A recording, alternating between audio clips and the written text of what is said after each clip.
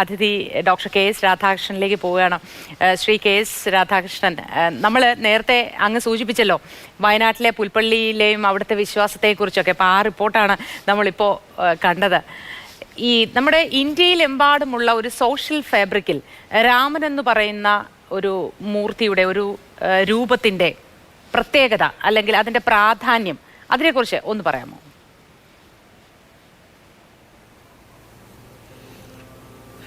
ഈ രാമൻ്റെ പ്രത്യേകത, രാമായണം അല്ലെങ്കിൽ രാമായണത്തിൻ്റെ പ്രത്യേകത ഞാൻ കേരളത്തിൻ്റെ പശ്ചാത്തലത്തിൽ നിന്നത് പറയാം. ജീവിതത്തിലും മരണത്തിലും കൂടെ വരുന്നു എന്നുള്ളതാണ് അധ്യാത്മരാമായണത്തിൻ്റെ ഏറ്റവും വലിയ സവിശേഷത. മരണം വരുന്ന സന്ദർഭത്തിൽ മനുഷ്യൻ ഒറ്റപ്പെട്ടു പോകും, ഭയചകിതനാകും. ആ മനുഷ്യൻ ഒറ്റപ്പെട്ട് ഭയഗ്രസിതനായി നിൽക്കുന്ന സന്ദർഭത്തിൽ അവനെ സമാശ്വസിപ്പിക്കുന്നതിന് വേണ്ടി കടന്നു വരുന്നത് രാമായണമാണ്. അവൻ്റെ നിത്യജീവിതത്തിലെ എല്ലാ പ്രശ്നങ്ങളിലൂടെയും പ്രതിസന്ധികളിലൂടെയും സംഘർഷങ്ങളിലൂടെയും മനുഷ്യൻ കടന്നു പോകുമ്പോൾ അവന് താങ്ങും തണലുമായി നിൽക്കുന്നതും രാമായണമാണ്. അതുകൊണ്ടാണ് രാമായണം മലയാളികളുടെ ജീവിതത്തിൻ്റെയും സംസ്കാരത്തിൻ്റെയും അവിഭാജ്യ ഘടകമായി തീർന്നത്. പലപ്പോഴും പ്രചരിപ്പിക്കപ്പെടുന്ന രീതിയിൽ ഏതെങ്കിലും ഒരു സംസ്കൃത ഗ്രന്ഥത്തിൻ്റെ തർജ്ജിമയല്ല എഴുത്തച്ഛൻ്റെ അധ്യാത്മരാമായണം, അങ്ങനെ ചിലർ പറഞ്ഞ് ഞാൻ കേട്ടിട്ടുണ്ട്. അതുകൊണ്ടാണത് പറയുന്നത്. അത് സൂക്ഷ്മത്തിൽ വായിച്ചു കഴിഞ്ഞാൽ നമുക്ക് ബോധ്യമാകുന്നൊരു കാര്യം, രാമകഥ എന്ന് പറയുന്ന ആ പൊതുവായ നമ്മുടെ സംസ്കാരത്തിൻ്റെ ഭാഗത്തെ അതിനെ ഉപജീവിച്ചുകൊണ്ട് എഴുത്തച്ഛൻ്റെ രാമായണമാണ് രചിക്കുന്നത്. ഓരോ രാമായണ കർത്താവും അവരവരുടെ രാമായണമാണ് രചിക്കുന്നത്. കമ്പറുടെ രാമായണം രചിച്ചു, തുളസീദാസൻ്റെ രാമായണം രചിച്ചു. ഇതുകൂടാതെ പ്രശസ്തരും അപ്രശസ്തരുമായിട്ടുള്ള അനേകം പേര് രാമകഥ അവരുടെ സന്ദർഭങ്ങൾക്കനുസരിച്ചിട്ട് പറഞ്ഞിട്ടുണ്ട്. അത് ഇന്ത്യയുടെ ഒരു സംസ്കാരത്തിൻ്റെ പ്രത്യേകതയാണ്. ഭോജ്പുരി എന്ന് പറയുന്ന ഒരു ഡയലക്റ്റ്, ആ ഡയലക്റ്റിൽ രാമായണം ഉണ്ട് എന്ന് ഭോജ്പുരി ഡയലക്റ്റായ ഒരു വിദ്യാർത്ഥി എനിക്കുണ്ടായിരുന്നു. അപ്പോൾ അദ്ദേഹത്തെ പഠിപ്പിച്ചുകൊണ്ടിരിക്കുന്ന കാലത്ത് അദ്ദേഹവുമായിട്ടുള്ള സംവാദത്തിൽ അദ്ദേഹം പറഞ്ഞു, എൻ്റെ ഭാഷ ഭോജ്പുരിയാണ്. അന്ന് ഭോജ്പുരിക്ക് ലിപിയില്ലാത്ത ആ ഭാഷയിലും അവർക്ക് രാമായണം ഉണ്ടായിരുന്നു. ആദിവാസികൾക്ക് ആദിവാസികളുടെ രാമായണം ഉണ്ടായിരുന്നു. അക്ഷരം അറിയാത്തവർക്ക് അക്ഷരം അറിയാത്തവരുടെ രാമായണം ഉണ്ടായിരുന്നു. അങ്ങനെ എല്ലാ വിഭാഗം ജനങ്ങൾക്കും രാമായണം അവർ തന്നെ ക്രിയേറ്റ് ചെയ്യുന്നു. ഓരോ വിഭാഗം ജനങ്ങളും ഓരോ വ്യക്തിയും അവനവൻ്റെ രാമായണത്തെയും അവനവൻ്റെ രാമനെയും സ്വന്തം ജീവിത സന്ദർഭങ്ങളിൽ കണ്ടുമുട്ടുന്നു എന്നുള്ളതാണ് സവിശേഷത. അവൻ ജീവിതത്തെ ദുഃഖം വരുമ്പോൾ ജീവിതത്തെ താരതമ്യം ചെയ്യുന്നത് രാമൻ സഹിച്ച ദുഃഖവുമായിട്ടാണ്. രാമൻ സഹിച്ച ദുഃഖവുമായിട്ട് നോക്കുമ്പോൾ എൻ്റെ ദുഃഖം ഒന്നുമല്ല എന്ന് തിരിച്ചറിയുന്നു. മരണം വരുമ്പോഴും അതെ, രാമൻ എത്രയോ മരണം അഭിമുഖീകരിച്ചു എന്നാണ് നോക്കുന്നത്. മരണം വരുന്ന സന്ദർഭത്തിൽ നമ്മൾ രാമന് ഏറ്റവും പ്രിയപ്പെട്ട രാമൻ്റെ അച്ഛൻ മരിക്കുന്ന സന്ദർഭമാണ് നമ്മൾ വായിക്കുന്നത്.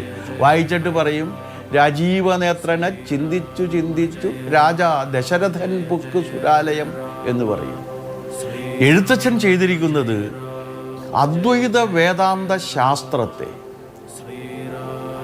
കാവ്യ കലയിലൂടെ മനുഷ്യർക്ക് പ്രാപ്തമാക്കി കൊടുത്തു എന്നുള്ളതാണ്.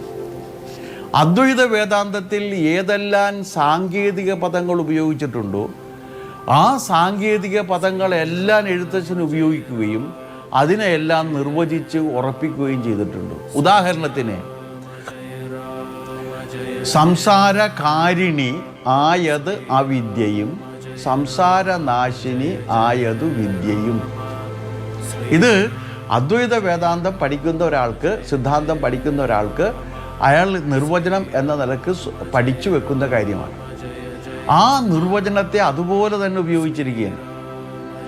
ആ നിർവചനത്തിൻ്റെ അടിസ്ഥാനത്തിൽ വരുന്ന അദ്വൈത വേദാന്ത സാരമായിട്ടുള്ള ഈ ത്യാഗശീലത്തെ, ത്യാഗമാണ് അതിൻ്റെ അടിത്തറ.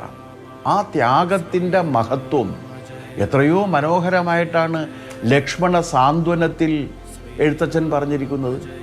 അപ്പോൾ മലയാളിയുടെ ജീവിതത്തെ രൂപപ്പെടുത്തുന്നതിൽ, മലയാളിയുടെ സംസ്കാരത്തെ രൂപപ്പെടുത്തുന്നതിൽ, മലയാളിയുടെ സാഹിത്യ വാസനകളെ രൂപപ്പെടുത്തുന്നതിൽ രാമായണം സുപ്രധാനമായ പങ്കാണ് വഹിച്ചിട്ടുള്ളത്. നമ്മൾ ജീവിതത്തിലും മരണത്തിലും ആശ്രയിക്കുന്ന ഒരു ഗ്രന്ഥമായി രാമായണം നമുക്ക് മാറ്റി തന്നത് എഴുത്തച്ഛനാണ്. അത് എഴുത്തച്ഛൻ്റെ രാമായണം അതുകൊണ്ടാണ് പണ്ട് മുതലേ തന്നെ മനുഷ്യർ വായിച്ചു തുടങ്ങിയത്. കർക്കിടക മാസത്തിൽ എഴുത്തച്ഛൻ്റെ രാമായണം വായിക്കുന്ന ഒരു ശീലം ഒരാളുടെയും പ്രചരണത്തിൻ്റെ ഇതില്ലാതെ പണ്ട് മുതലേ ഉണ്ടായിരുന്നു. കാരണം എന്താണെന്ന് വെച്ചാൽ കർക്കിടക മാസത്തിൽ കോരിച്ചൊരിയുന്ന മഴ, വലിയ ദാരിദ്ര്യം, വലിയ ദുഃഖം, ആ ദുരന്ത ദുഃഖങ്ങളെ മുഴുവൻ മലയാളി അകറ്റിയത് രാമായണ പാരായണത്തിലൂടെയാണ്. ഇതാണ് ഈ രാമായണ സംസ്കാരം കേരളത്തിൽ പോലും ഉണ്ടാക്കിയിട്ടുള്ളത്. നമ്മൾ ഇത് കേരളമാണ് എന്ന് പറയുമ്പോൾ ആ ഇത് കേരളത്തിൽ ഈ രാമായണ സംസ്കാരം കൂടി ഉണ്ട് എന്ന കാര്യം മറക്കരുത്. നമ്മുടെ എല്ലാ നമ്മുടെ മഹാത്മാഗാന്ധി പോലും മുന്നോട്ട് വെച്ചത് രാമൻ എന്ന് പറയുന്ന ബിംബത്തിൽ ഊന്നിയുള്ള സമത്വമാണ്, അങ്ങനെ ഒരു സാമൂഹ്യ പശ്ചാത്തലമാണ് എന്ന് പറഞ്ഞല്ലോ. അപ്പൊ അതിനെക്കുറിച്ച് 2 വാക്കുകൂടി പറഞ്ഞിട്ട് നമുക്ക് തുടരാം.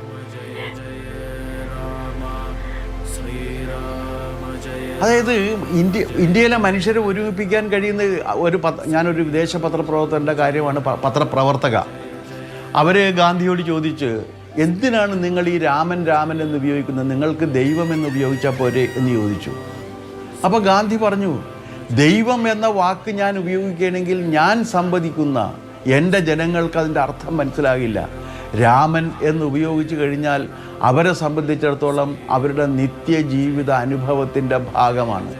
ആ നിത്യജീവിത അനുഭവത്തിൻ്റെ ഭാഗമായിരിക്കുന്ന രാമൻ, ആ രാമനെ മുൻനിർത്തിക്കൊണ്ടാണ് ഈ അസമത്വത്തിനെതിരെ, അടിമത്വത്തിനെതിരെ, അടക്കിവാഴ്ചക്കെതിരെയുള്ള ഒരു വലിയ സമരം മഹാത്മാഗാന്ധി നടത്തിയത്.